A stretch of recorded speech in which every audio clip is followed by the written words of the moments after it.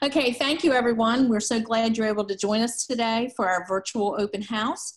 And the next presentation we have for you is called Fun in the Garden. This is all about children. And to get started today, we would love to share with you their children's garden and our demonstration garden. Although we can't be there, you can certainly get some fun ideas from our presentation today. Let's tour the children's garden. So this is the entrance to our children's garden. Linda, do you want to tell people how this all got started? As we looking for things in the children's garden all the time, this was a design similar to this was in a magazine. And two of our master gardeners, Florence and James, took that idea and ran with it. And one day we came back in to the garden and there it was. I love it. It is so interesting. And the kids love it. So it is the entrance. We have some people sitting outside of the entrance, the pot people, and they welcome the kids to this garden. Kids usually enter by this front, but it's very short for us adults, and we usually enter through the side. Yeah, the first section of the garden is actually a container garden, and it contains plants that have animal names. The kids are fascinated by the fact that the plants have animal names, and we have signs to identify the plants, and all the signs actually have a picture of the animal. I'd like to point out too, you can see some stepping stones that look like leaves. As always, Master Gardeners are very creative people, and I think these are a result of a workshop that we did. Is that right, Linda? Yes, actually it was after one of our public workshops. I asked the Master Gardeners, whoever was there, if they would help me make stepping stones for the path, and everybody was excited to do it. And you just used leaves from the garden, correct? Yes, and cement. Yeah.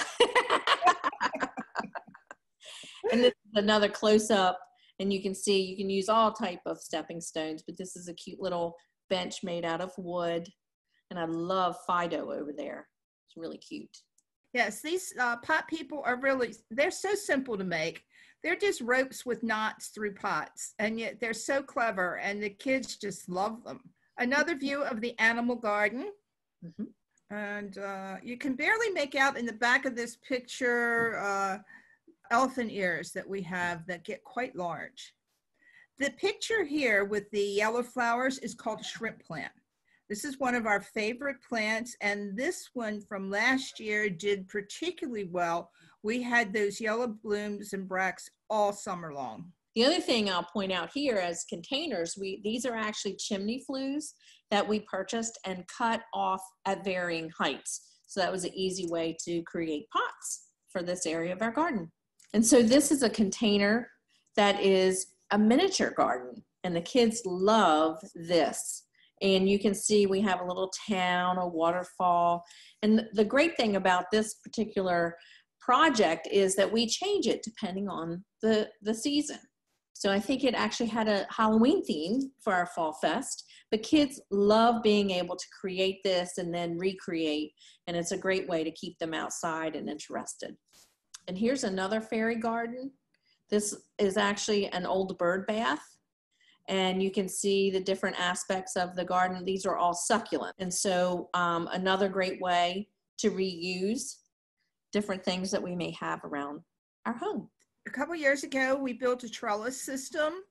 You can walk through the trellis, and we thought, well, what do we want to do with that pathway?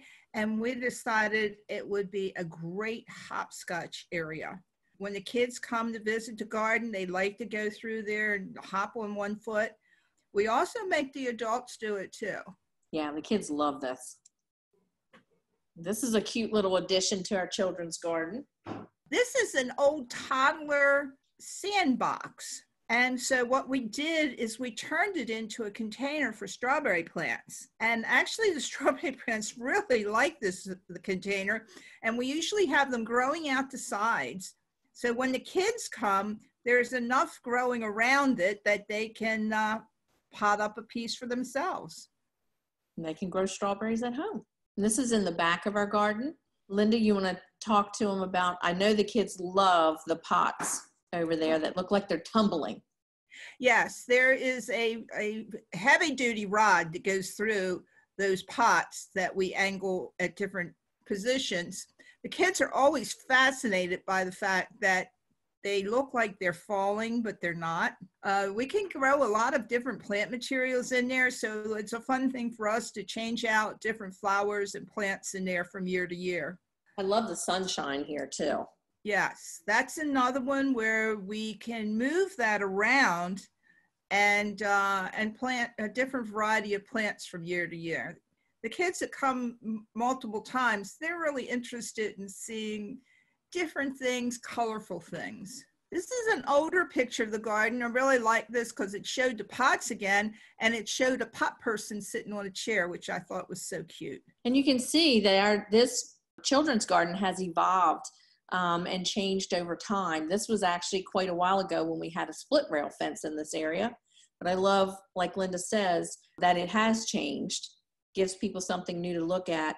And I love the fact you can see there that we actually have plants in the children's garden that are part of our sensory garden. Yes, this watering can at the front of this picture is in front of part of a sensory garden too. We're pretty good. We like to let the kids touch and feel and even take a leaf if they'd like to. It's really a garden we want them to be able to touch and feel and love. We have took the stepping stones back here, and instead of leaving them a plain concrete color, we painted them in primary colors to just make it a little more interesting and fun as you walk through. And the raised bed here that you see, that's our potting area. And so when kids come to visit, we will have plants that they can just stick their hands in there and get dirty.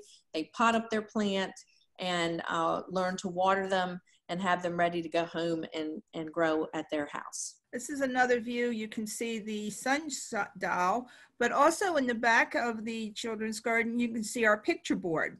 It has huge flowers painted on the board and cutouts for the kids to stand and put their faces through, and we take pictures and they look like they're flowers, and they just get such a charge out of that. Yeah, for those who aren't familiar, we actually have school tours where schools will come visit. The teachers love this because it gives them something they can share with the kids at the end. And the other thing you can see here to your left above the fence are actually 2 bee hotels, shaped differently, but also another neat feature for pollinators. This is our rock garden. A couple of years we started this, having visitors paint rocks, one for us to leave in our garden and one for them to take home. Some of them have some interesting sayings on them, which really makes them a fun project as well as a fun addition to the garden. And as you can see, we have some fall decorations here. We have had a fall fest, so if you're interested in finding out more about that, hopefully we won't be doing a virtual one, but if we do, we will try to share that with you. I know there are groups out there that paint rocks and leave them in different places for people to find as a kindness outreach. It was interesting because at the end of this last season, after our fall fest, I found a cute little rock in between the branches of our elderberry. So one of the kids had left that there, so it was kind of neat to find. We had at one time had an old tree stump in the children's garden. We had a tree we had to take down, and we turned it into a Tic Tac Toe game, which the kids really liked. Our stump is now gone, and we have some roping, and we used to put Tic Tac Toe on the grass. And I love this, even though these ladybugs were purchased. Another neat craft you can do with children is to paint their own either checker pieces or Tic Tac Toe, things like that. That would be fun for them to create and then use out in the garden. This is a very popular feature in our demonstration garden. As you can see, we have people looking for fish. This is a great place for kids to come and try to see how many fish are in there. And as Linda says, as soon as the fish see people's shadows, they are coming up, hoping to get some food. Yes, they hope when they see kids that food is coming. And this is another cute picture because I'm sure this young man is looking for fish, but he may also be looking for tadpoles or frogs. Yes, we often had frogs there. The kids have to be a little quiet and not move real fast, and sometimes you can catch sight of one. I think the most I've seen on the lily pads at one time are 8. So also on one of our master gardeners shared with us a cute outdoor play space and activity for their grandchildren. And we hope you can get some neat ideas for this as well. So this looks like it should be pretty easy to do, Linda.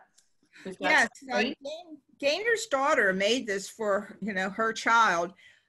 She used a lot of reclaimed materials. The actual desk that she's standing at is made from cartons that she got at the bench behind the little girl was made with just odds and ends of wood that were left over from other projects. And the little sink to the right was another leftover remodeling from a remodeling project. So it was, it's wonderful space, relatively inexpensive. And it looks like they've used indoor-outdoor mats. And I would love to have had this when I was growing up because I love to play outside. You can see all of her utensils are at her height and very accessible. And I bet she spends hours baking and cooking in this space. Love it. Looks like we might have some cupcakes going on or some muffins. Again, it's neat to see that they incorporated flowers in pots. And I also see a little fairy garden back there to the left. And she's got all of her ingredients out as she completes her recipe. Just a great play space for a little girl or a little boy. Exactly. And I see they can advertise what their menu would be or have nice messages for people who visit. I see they also have been digging. I've been watering their plants, which is great to be able to combine the two. And I love this space. You've got a picnic area where you can be outside with your children. I love the wagon. Obviously, that's important to them. And the teepee here is great. Looks like a beach towel's out there. You can use bamboo or some other kind of support braces here. You can actually grow plants, which would create a teepee, or maybe you cover it. And I love one of the pictures she shared with us were of the grandchildren sitting in there reading books together, which was great. Just a nice, nice play area for kids to get outside. And so that's all we have for you for this portion of our program. I hope you'll enjoy. The next thing we're going to do is share with you a great video about the misadventures of Peter Rabbit in Farmer McGregor's garden. That's also on our website here, so take a peek. I know you'll enjoy it.